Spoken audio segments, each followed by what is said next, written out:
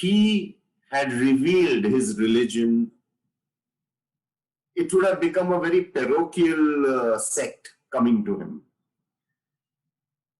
Baba stood for oneness, basically. Baba stood for oneness. Now, here is a man who kept chanting Allah Malik, but was absolutely and completely in love with Lord Hanuman. Okay. In fact, one day a group of Muslim gentlemen had come to Masjid I, and they wanted to garland a particular symbol which Muslims revere. And they realized that the symbol was not there. So Baba very coolly told them, why don't you go and garland it to Hanumanji? So they said, how can we do that? How can we garland, we are Muslims. So he said, he's Allah. He's Allah. So this is the kind of reverence Baba had for Hanumanji. But on the other hand, everything of his was Sufi. Allah Malik whole time.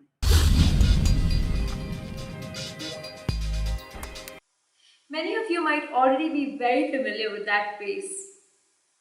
He's known to channel Shirdi Sai Baba and is one of the most influential spiritual writers of our times.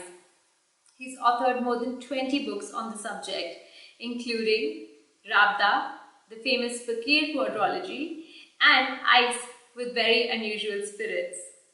I'm your host Palak, and my guest today is none other than Ruzbeh Bharucha.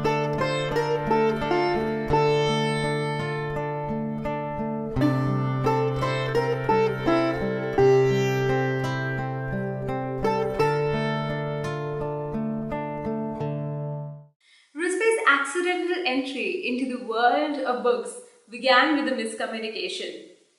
He was the editor of a liquor magazine and his publisher asked him to write a book on spirits. Now, Ruzbeh ji thought it to be the afterlife.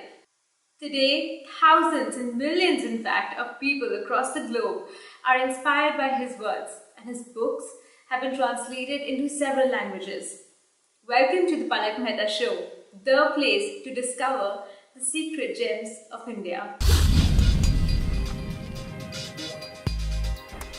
Namaste. Thank you once again, Ruzbeh ji, for coming on this show, and I'm very pleased to have you here with us. No, it's been an honor that you thought of me. First of all, Happy New Year to you and all your viewers. And I hope this coming year is filled with prosperity, health, and calmness. Thank you so much. It's totally Baba's grace that you came into mind and you even agreed to do this interview. So I totally dedicated at his feet. So speaking of Baba, we want to talk to you about in this interview. We will talk about your author writing, your journey with Baba. But first, if you could tell us who, according to you, was the man called Sai Baba. See, you must understand one thing very clearly. Baba was very clear that he didn't want anybody to pry into his past. He was very clear that, in fact, he used to get very upset when people tried to probe whether he was a Hindu, whether he was a Muslim, where he was born, who his parents were, who his guru were. He was very, very secretive. And there was a reason for it, because he realized that if he had revealed his religion, it would have become a very parochial sect coming to him. Baba stood for oneness, basically. Baba stood for oneness. Now, here is a man who kept chanting Allah Malik, but was absolutely and completely in love with Lord Hanuman. Okay. In fact, one day a group of Muslim gentlemen had come to Masjid I, and they wanted to garland a particular symbol which Muslims revere. And they realized that the symbol was not there. So Baba very coolly told them, why don't you go and garland it to Hanumanji? So they said, how can we do that? How can we garland, we are Muslims. So he said, he's Allah. He's Allah. So this is the kind of reverence Baba had for Hanumanji. But on the other hand, everything of his was Sufi. Allah Malik whole time. He used to do the Fatiha before he ate. He was a non-vegetarian. He was an enigma and he'll always remain an enigma. Who the real Sai Baba is, only the real Sai Baba knows. For me, all that matters is he never discriminated between religion, between caste, between sex, between gender, nothing. He was love personified. He was beyond religion. The problem is we are yet stuck onto religion. That's the problem. We don't want to grow beyond religion. We don't want to we don't want to dive into the ocean of oneness and spirituality. We want to be stuck in the bylane of religion. Religion eventually, in today's time, divides people. Spirituality unites people. But people don't seem to understand that. People don't seem to understand that. So true. You mentioned that. I remember I was interviewing Salman Chishti once, and he's the Qadi Nashin of Ajmer Sharif Dargah. He told me that Muslim Sufi saints, they used to actually practice, and all the way Muslims used to come and learn yoga from Gorakhnath Baba. So it was a very harmonious, very like the whole concept of spirituality, of religion was kind of complementing each other. Palak, you need to understand one thing. If you're truly spiritual, you are beyond the narrow-mindedness that human beings keep trying to inflict on everybody. Yeah. If you are really spiritual, then religion becomes a stepping stone to oneness. Another problem, the real problem is there's nothing wrong with the religions. Mm-hmm. The problem is those people who are trying to put their two-bit, to put their ideology, to put their fanatism, to put their chauvinism into it. That is the problem. There's nothing wrong. I don't think any religion has ever preached anything wrong. But it is we human beings who are messing things up, like always, like always. I believe one thing, we are, the human species, the scum of creation. So. Also has the potential to be greatness, but more often not scum these days. It is a very strange species. It has got the potential of godhood or being the scum of creation. The problem is there is no middle point to human beings. That is the problem. I remember you said that Baba had asked you, you're a Zoroastrian, and Baba had asked you through your channeling to practice your religion first. Yeah. Could you elaborate on that, please? See, I was a very reluctant medium because for a simple reason, I was living a life which one would not really call religious. Okay, and suddenly Baba starts coming through me, or at least I believe he's coming through me, and he tells me one thing very straight: if you do not pray your religious prayers, don't take my name. He said, first respect the religion you're born into, then take my name. And he's clear. I've been channeling for over 20 years now, and he's clear on that. He's very big on Kul Devi, Kul Devta, the family deity. Start your day with their prayers and then take the name of whichever goddess, god, guru you want to. But he's very clear on that. That is what I love about Baba. He's so cool. He doesn't try to take you away from your, upbringing. He doesn't try to take you away from your religion. He doesn't try to take you away from your spiritual beliefs. No, nothing.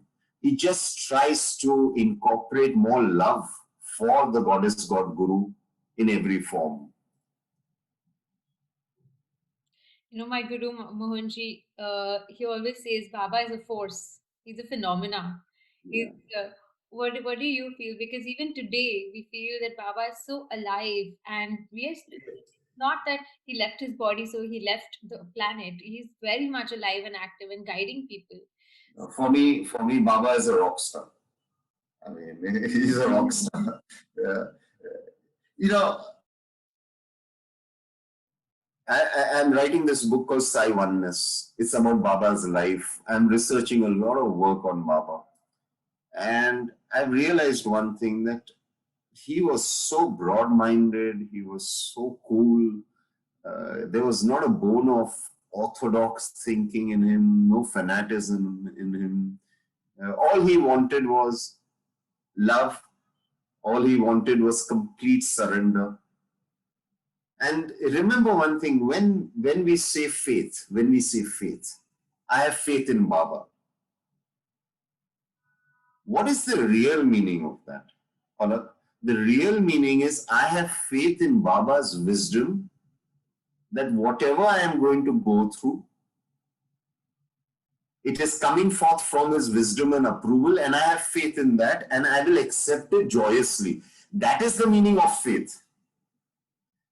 Faith does not mean, oh, I have faith in Baba, he'll get my work done. No, that is not faith. Those are conditions we are putting on a master. We are telling him, hey, I am saying your name, I am doing your aarti, I am putting flowers on you, now you better get my work done. Those are the conditions we are putting on a master. Faith is basically joyous surrender to the will of your master. कि जो भी होगा मेरे लिए अच्छा ही होगा. Because my master's approval is in that. So what I'm trying to tell you is, how many of us have that kind of faith, Palak? How many of us really say, Baba knows best, I mean, I will accept whatever is in store for me, he knows best, period. How many of us really live by that? It's very easy to say, oh, I believe in this goddess, God, Guru. If you truly believe in that goddess, God, Guru, is that faith unconditional, no business deal, no barter, no agendas? Is that your faith? Because if that is not your faith, then my friend, then there is no faith. Right. Somewhere along the way, maybe, people would practice dharma, people would practice devotion for the sake of devotion, not for wanting anything in turn. But that has been left, that's been lost somewhere on the way, and we have to start talking about it, reminding people. Because why do you think that is? In Baba's time, when people would come to Baba, were there people who were coming to him simply for transactions, and how would he deal with them? You know, you know, in 1916, or was it 1917, 1 year exactly before Baba took Samadhi, one evening he tore all his clothes. He stood naked.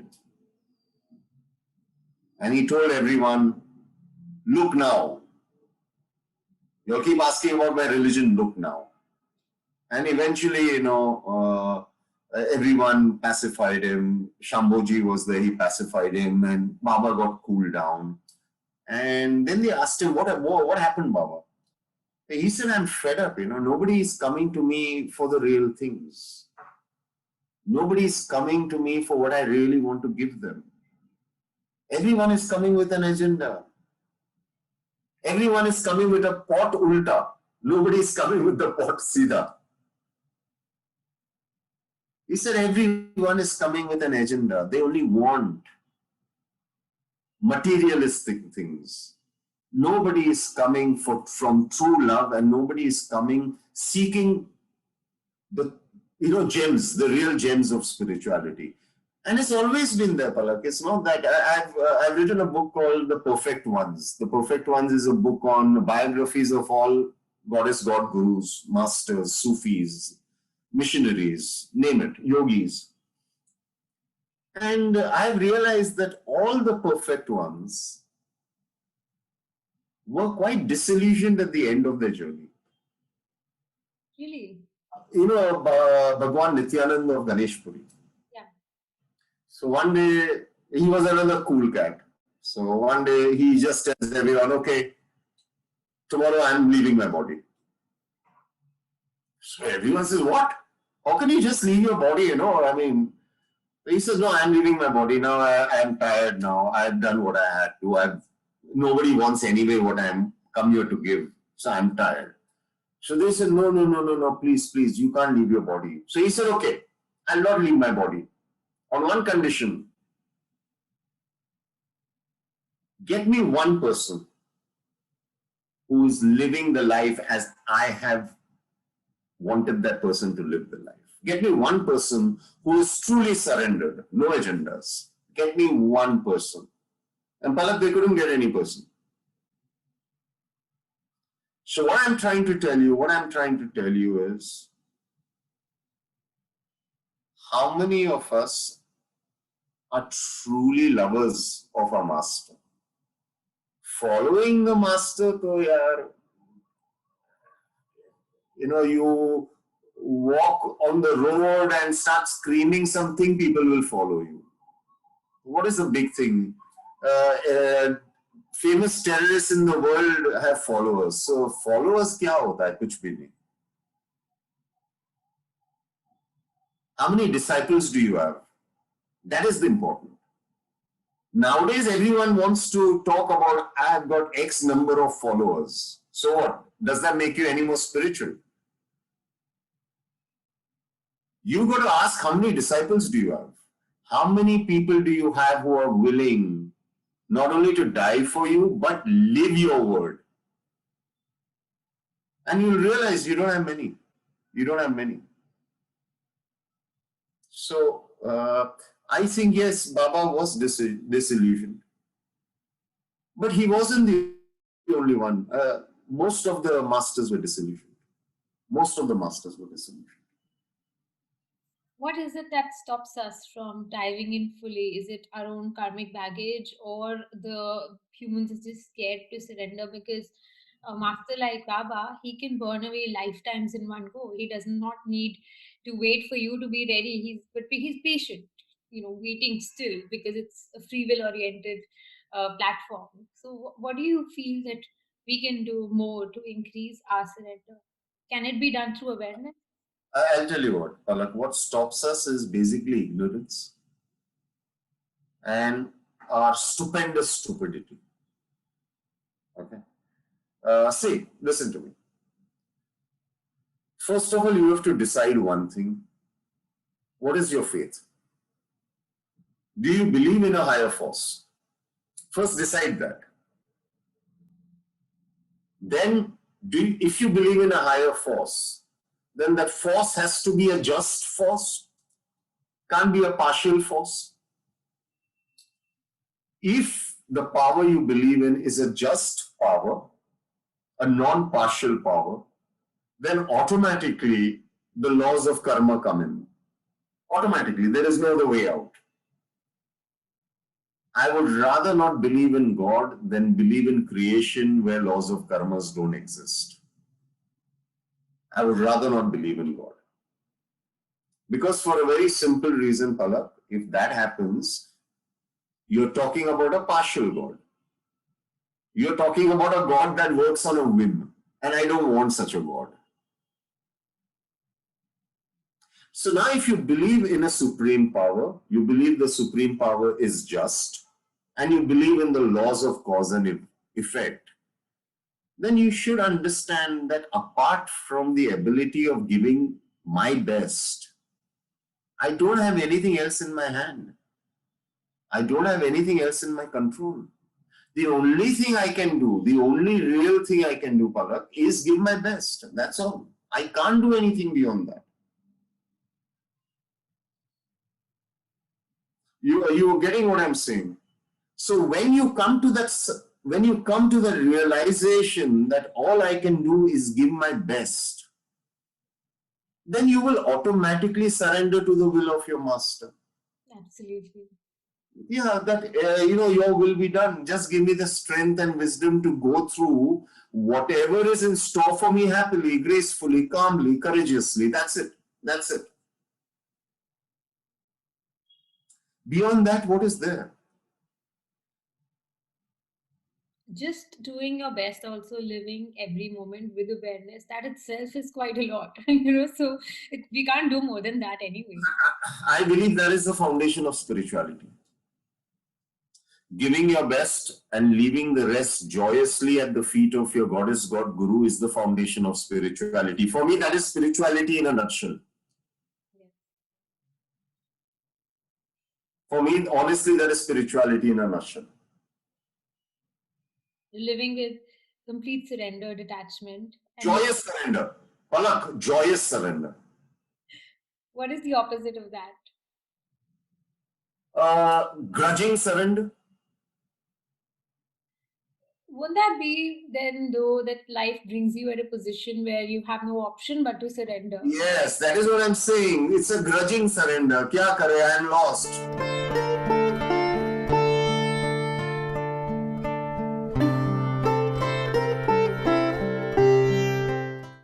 So then you say, well, let it be. So then you become fatalistic.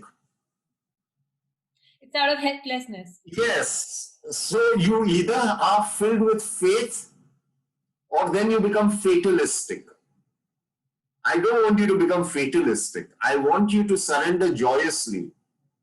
That even if my nose is being rubbed to the ground, Baba knows best.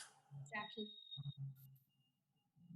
It is difficult, Palak. I'm not saying it's easy. It's damn difficult. It's a painful affair. Who is saying it is easy? I'm not saying it's easy. But that's true faith, isn't it? Yeah, yeah. But that, for me, that is the only faith. I don't believe there is any other kind of faith. I believe all the other things are business transactions. I don't believe that is faith, Palak. Amazing. It takes intense maturity to arrive there, So I have to. No, Palak, I think it takes intense love to arrive there. When you love your master or your goddess God so much that I leave everything at your feet. Jo karna hai, aap kar lo. It is complete surrender, annihilation of your ego. Complete annihilation of your ego. And that is why people don't do it. Because they don't want to let go of the ego.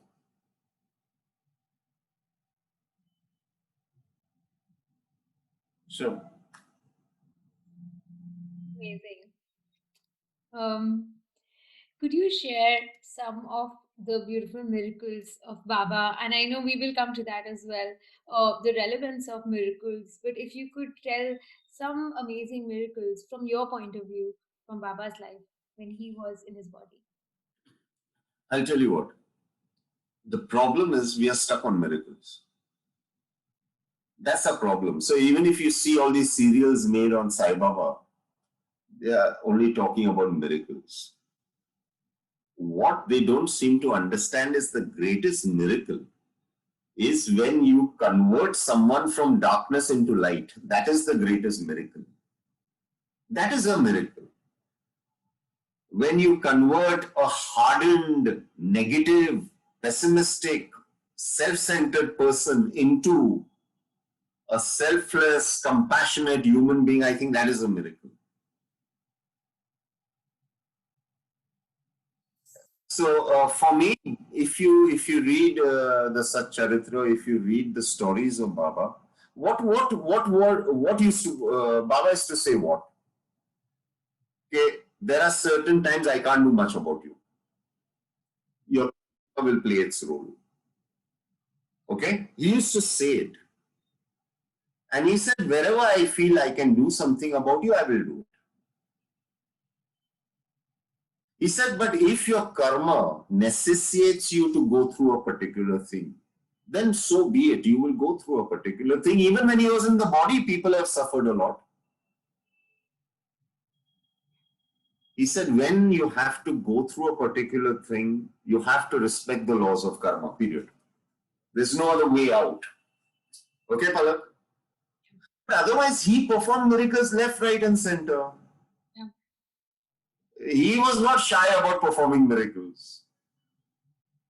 Like Tajuddin Baba, Sai Baba his manifesto was to perform miracles at a drop of a hat. But there are a lot of masters who never perform miracles on a purpose. That doesn't mean they were any lesser than Sai Baba or Tajuddin Baba. Like Meher Baba, Avatar Meher Baba did not believe in performing miracles. Yeah, he never did. True. Yeah, he never. He in fact said, I will not perform any miracle. Your greatest miracle is you will selflessly obey me and completely love me. That is your miracle, period. We are, this whole performing of miracle is what, Palak? It is manipulation of energy. Yeah. And that is where the problem is. Now, suppose if you come in front of me and I can manipulate energy, you are going to get besotted by my powers. You are not going to become a better human being.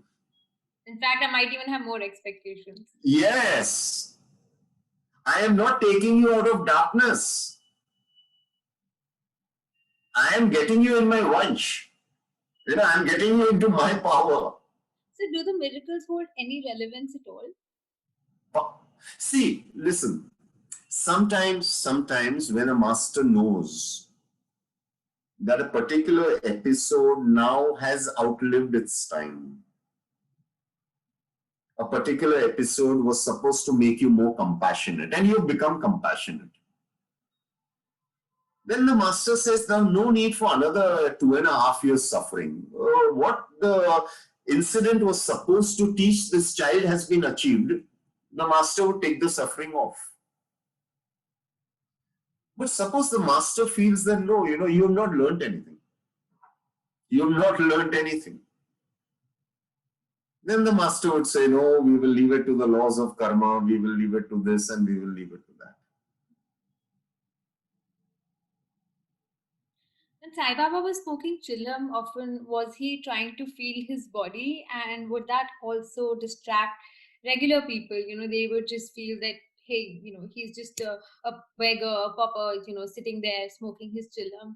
So was there a purpose to it? And often a lot of masters, in fact, in Pune, you might have heard of Shankar Maharaj. Shankar Maharaj, yes. I was just coming to Shankar Maharaj. I've written a biography of Shankar Maharaj in Perfect Ones. And he used to purposely carry a flask of brandy. Okay? He used to purposely carry a flask of brandy. And he used to smoke. When you I said think he used to... No, he would purposely carry a flask of brandy and drink it in front of certain people. And one person asked him that, why are you doing this? I know that you're not addicted to brandy. But why do you do it? Why are you pissing people off?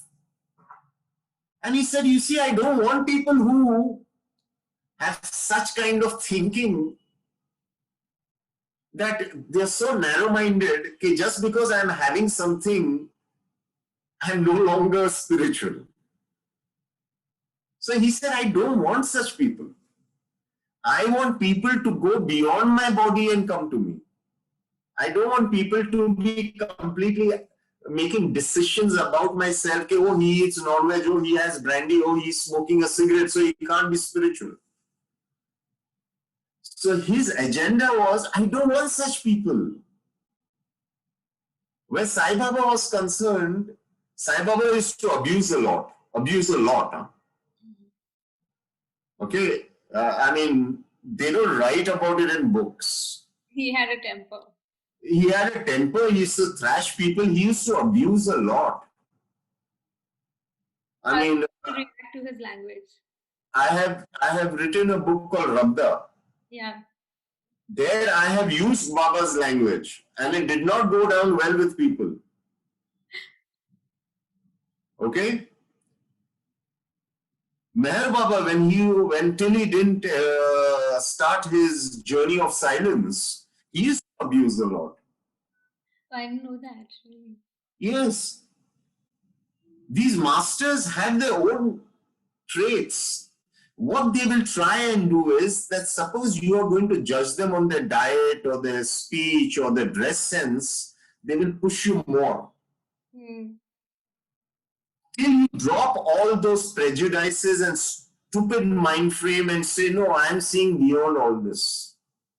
And I think in contemporary times, it's very easy to call somebody a womanizer or call them materialistic. So every time and era also has its own sort of gimmicks that they play into. See, listen to me, listen to me. The thing is this. You have to go beyond the quirks of the master to understand who the master is. Your limited mind will not understand it. It is only when you surrender with love at the feet of the master you will understand it. Yes, the problem is in nowadays to differentiate between a guru and a con man is very difficult. Because of technology, because we can't, experience their presence so much in person. No. You see, because people are so misguided, they can be fooled by anybody. So it's becoming difficult. So that is why nowadays I tell people, search for the guru inside you. Better. Don't search for gurus outside you, because a guru outside you there are chances could be a con man. Okay. And when you're sort of connecting within you, you automatically guided. I mean, at least I believe so, to the right master when you're eligible. Because the connection outside, but it has to start from inside. They will guide you from within. Is that true? Go into the state of silence, and there you will find your goddess, God Guru. And that state of silence will eventually lead you to maybe a physical master. The question to ask is, what is the job of a master? What is Guru? What is the meaning of Guru? The one who takes you out of darkness into light is a Guru. So, and the Guru, actual Guru, will not want anything from you. There are no agendas with the Guru. You go and give something, the Guru might say, okay. But the Guru will not ask anything from you, will not have an agenda from you. So that's your Guru. You will understand that this man does not want anything from me.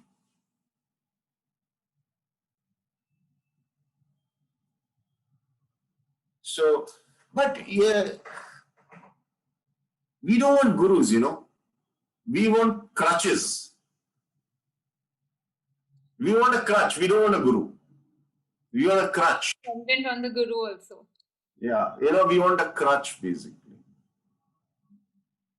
We don't want to soar into oneness. No. We want a crutch who says, "Nay, this job is not good. Nay, this problem will get resolved. Don't marry this person. Marry this person." We want a walking, talking astrological box. That's what we want.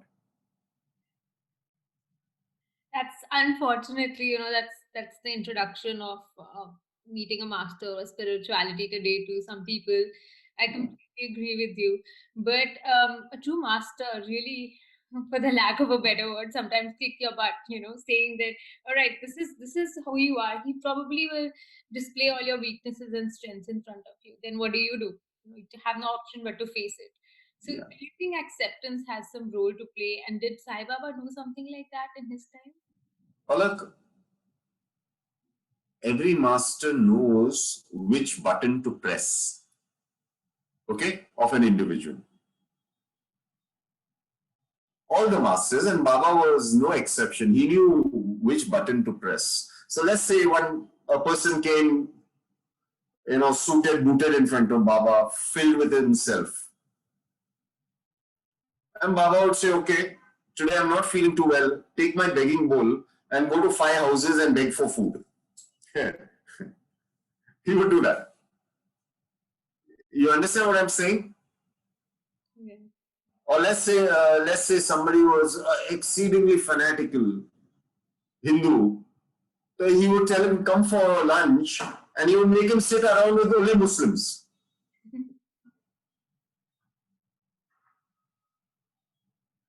His way of teaching that, listen, get beyond all the Breaking all concepts. Yes, not breaking them, burning them down. Baba didn't believe in breaking, you just burn it down. Yeah, it's truly one of a kind. Did Baba had any true disciples? No, I would like to believe that he had disciples who breathed Baba, who did nothing beyond what Baba wanted of them. Most of them are not mentioned too often in Sat Charitra. Okay? But there was one disciple who would only drink water which Baba had bathed in. Okay? Who was he? Is it I'm not too good at names here, but there was this one disciple. So Baba had disciples. He had disciples who, after Baba left his body, in a few months they left their body. They could not live without him. Yeah. So yes, he had lovers. He had lovers, but they were minuscule, Palak. They were minuscule. Has Sai Baba been misunderstood today? What do you think? You always call him as a beacon of oneness, and you don't personally ever focus on his miracles rather than his teachings. Yeah. What do you feel? Is it as his teachings being misunderstood, or actually people have started to understand oneness more? I'll give you an example. We have, mankind, we are damn smart. We are just over smart. So they will say, Baba has told us not to fast. Okay? And they will not fast. But what about the 100 things that Baba has told you to do? Are you doing any of them? No, that is conveniently forgotten. They will only remember, Baba has told us not to fast. But Baba has told us not to lie, Baba has told us not to cheat, Baba has told us to be selfless. All that has gone down the drain. So we have devotees who are very convenient. But real life scenario, if for instance, if there are 10 things and you know that practically for you, you're pushing all your limits, you can only achieve, say, 8. Doesn't matter. No, at least go for 8. No, go for 8. I'm not telling you that we need to do everything that Baba has said. We are human beings. We are flawed. But at least let's try and do a bit. He's told us to be compassionate. He's told us not to slander. He's told us that Sabka Malik Ek, go beyond religion, caste, gender. When someone is hungry, and you got 2 rotis, share at least half a roti with that person. He's not told us very difficult things to do, Palak. He's not told us very difficult things to do. But we find even those things unacceptable. We will only stick to, Baba has said, don't fast. Convenient. What do you do in your daily life to remind yourself of the practices to follow? I'm flawed, very clearly, and there'll be many who will vouch for that. I truly, and I'm not saying it out of false modesty or anything, I truly believe that I am the dust of Baba. And The only thing that matters to me is, in a day, am I making him happy and proud of me? And I will fall, but I'll get up fast and move on. Okay? Yes, I try to chant his name. Yes, I remember him whenever I eat or drink water. And I go to sleep with his name in my heart and in my mind. Nothing big, the boring stuff. Nothing big. I think you said one of the most beautiful things, which is a key takeaway for all of us, is that it's okay to fall, but quickly get back up. Don't stop there. Have faith and keep moving. And when you are not relatively attached to the ego, it's easier to come back because you accept your weaknesses and Right. move.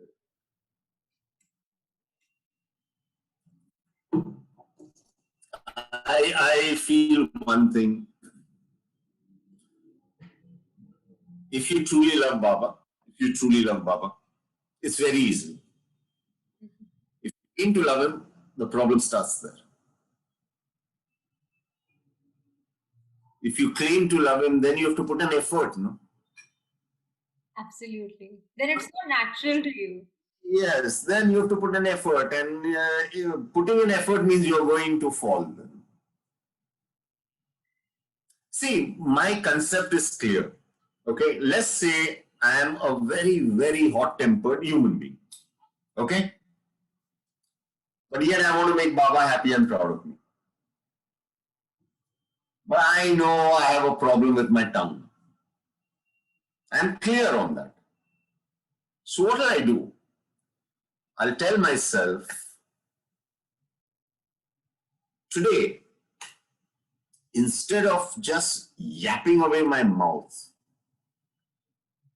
at least 15 times, no, I will make sure I keep my mouth shut.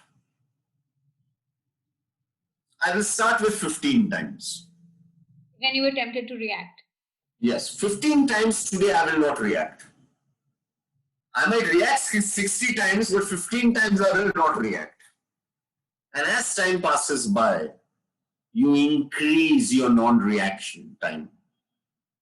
So maybe after 3 weeks, I say, okay, from today, I will not react 20 times.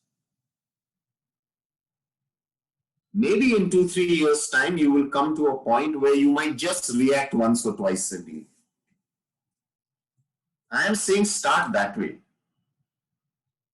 That's genuinely very practical. That's what you call being, and I've seen your interviews where you've spoken of the word centered many times. Yes, that's what I'm trying to say. We are flawed. I understand that. I am completely with you on that.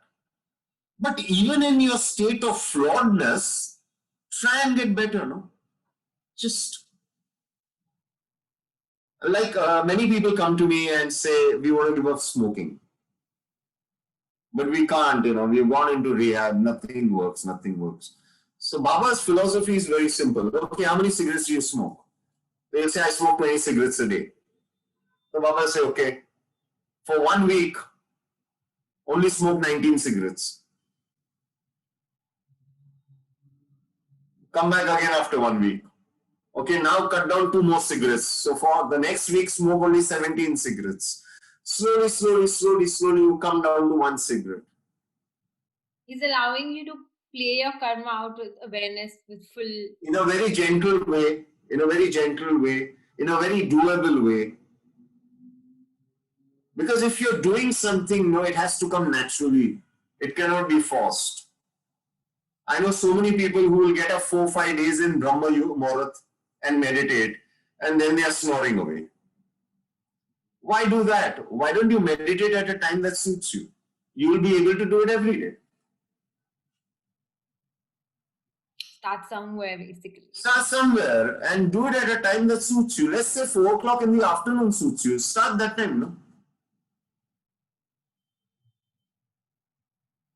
Thank you. Let's come to you. You've had a phenomenal journey. You started out with being an editor of the business section in Indian Express, and this was way back in 2000, right? No, 1994. 1994. before. And then in 2000, you started writing about mysticism. So was this whole period a transition for you? When did your interest in No, spirituality? no. You see, I knew I wanted to be an author in my last year of college. Okay. Okay. So I came out with a magazine called Venture, Yes.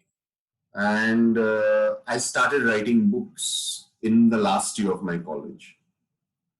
I used to write them, then after 6 months, pick them up and read it and say, oh God, this is horrible. And I used to tear them away. Remember, we didn't have laptops or computers those days. It was manual typewriter. So I don't have any of those copies that I've written.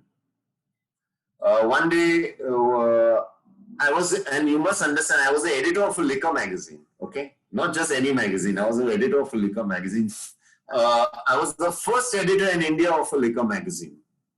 So I was in another spirit world those days. Yes. Yeah. So I got into some issue, and I lost my job. And I'd become a dad at the age of 24. So I was a very young dad. And I had 2 children by the time I was 26 and a half. And here I was 26 and a half and unemployed, bankrupt. So I went to this publisher, Jaico Publishers. I think Mr. Sharma. And he used to go on telling me that, Ruzbeh, write a book, write a book, write a book. So I said, okay. So I went with him. I went to him and I told him, Mr. Sharma, I've written 3 books. Please take them, publish them, give me any money. I require money. I'm in bad shape. Was this about spirituality, the 3 books? No. There was no spirituality. They were all violence and all those books. There was spirituality that time. Drama and action. Yes. All Jack Higgins style, drama, action, murder, sex, everything was there. So he told me, but Ruzbeh, I don't print fiction. So I said, okay, just take one book, just for me. Just give me some money. I need money. So he said, let's do one thing. Why don't you write a book on spirits? Now, the poor man was talking about the liquor industry. For some reason, I don't know why, I thought he was talking about life after death and ghosts and all that. I mean, you had nobody to tell you and steer you in that direction. No. It just came out of the blue. It just shows how my mind works.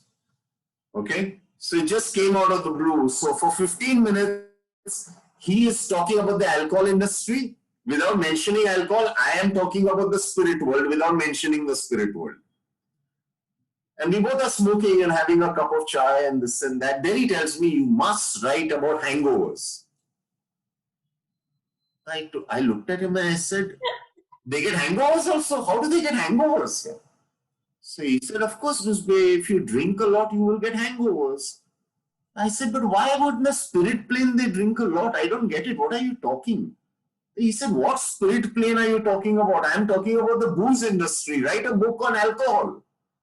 So I said, oh, you want alcohol? I thought you were talking about life after death. So then he stopped and he said, you know what, Ruzbeh, I like your idea better. Why don't you write a book on life after death? So that is how I got into this. So it's thanks to the liquor industry, I got into another spirit industry. Amazing. I see it as a way that Baba will pull you out from whichever lifetime, whichever situation, no matter what. Yeah. So that's how, of course, I was interested in the occult. It's not that I was not interested in the occult. I've grown up interested in the occult. I was into yoga. My favorite book even now is the autobiography of a yogi. Okay. It's not that I was not interested in it, but this was completely a wacky conversation. Yeah. And so to do research on mediums,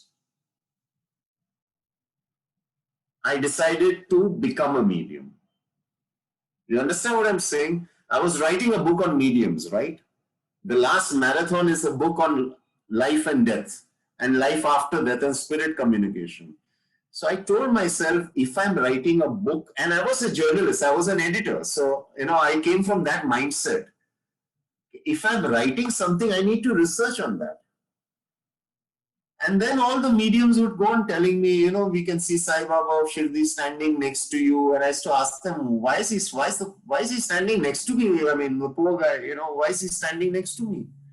And they would say, no, no, no, you all are connected. And I said, why connected? I drink, I smoke, I curse, I do everything. Oh, what connection are you talking about? And they would say, no, no, no, no, no, you all are connected, you all are connected. And that is how my journey with Baba started. Though, of course, my family, both my mom and dad's side, were absolute Baba lovers. Absolute Baba lovers. I don't remember much about my childhood, but I certainly remember my pilgrimage to Shirdi and back. I was around 11 years old. And I remember it distinctly. And so the first thing Baba did was to get me unemployed and bankrupt. So that's how loving he is. If he loves you, that is how he shows his love. Get this guy completely flattened on the ground, then we will talk. Yeah. Yeah. So when you started auto writing, how did it come about? It's difficult to consciously decide to be a medium. Isn't it something which has to happen to you organically? See, I'll tell you what. I am of the firm belief that each individual can connect with the divine energy. I don't believe only a few people are gifted to be mediums. I don't believe in that. I believe if you truly love your goddess God Guru, you truly want to serve people, you will become a medium. Okay? Maybe you might not do automatic writing. You might become a tarot card medium. You might become a healing medium for healing. But kuch na kuch to medium you will become. I don't believe that you have to be born to be a medium. The fact that we are within us contain the spirit of the creator within us, that is good enough to become a medium. Because you anyway have the spirit of the creator within you. It's already there within you. Now, how much you want to manifest it, Palak, is going to decide everything. How much do you want to manifest? So I believe in the shit that, mediums are born. No, I don't believe in all that. Anybody can become a medium, Anybody can. Joyous living surrender. Yes. It's your free will, your love, and your junoon to be a medium. So when I started, I remember they told me it'll take you months and all to get connected and all. I said, okay. So the connect started in the first 2-3 days only. So I thought, what, this is all my mind. This is my mind playing. Because your intention was there and you were empty. So yes. And I was unemployed. You must understand that also. No kam dhanda. Yeah. I had no kam dhanda also. I was completely the right channel. Empty, unemployed, bankrupt. So Baba said, this guy is a perfect vessel. Let me come in him. So it took me 2 years to accept that Baba comes to me. I didn't accept it. Even now, there are times when I don't accept it. I said, nahi yaar, I think I'm conning people. If these poor people are coming to me, I think I am really conning them. The ego which keeps coming, right? Yes, because my thing is very simple. Why should he come to me? I'm flawed. There must be so many better human beings that he can go and spend his time there. So, and I say this not out of some modesty. I'm being very open with you. That even now I have my doubts sometimes that is it Baba or is it some wacko that in my mind that I'm just thinking? I feel that, even the thought of Baba does not come to you if he doesn't give it to you. So yeah, I know. All those logical things I have pondered over, but yeah. So that's it. Amazing. Is there anything that you'd like to share with our viewers today? What is the message that we can take away? What Baba wants to give to everybody? See, I'll tell you one thing, Palak. Very, very simple. I'll tell you one thing. These are tough times. Don't make it tougher on yourself by negative thoughts, by pessimistic thoughts. If you truly love Baba, if you truly love Baba, then have faith that he knows best and leave it to that. Joyously surrender at his feet. Joyously surrender at his feet. I don't have any other message, honestly. Walk the talk and talk the walk. I would rather not have faith in Baba than have this banya kind of faith. Balance sheet hai, jahan kitna liya, kitna diya. I don't want that. For me, you can't be partially pregnant. Either you're pregnant or you're not pregnant. Either you're in love with Baba or you're not in love with Baba. Either you have full faith in Baba or you have no faith in Baba. ये बीच का रास्ता gray area doesn't work. Not in faith. It may work in life, but not in faith. Thank you so much for this beautiful conversation. I truly believe it's just, beautifully guided by Baba. You touched upon so many things, life's miracles, but also how to go beyond that, and the relevance of those in today's times. So this has a lot of takeaway, a lot of things to meditate upon. Thank you once again, Thank and you. Thank you for having me. I'll see you soon. Jai Baba. Jai Baba. Now that conversation was a complete flow. I could tangibly feel Sai Baba's blessings there throughout. If you enjoyed this conversation and have more to share on this, please drop in your comments in the comment section below.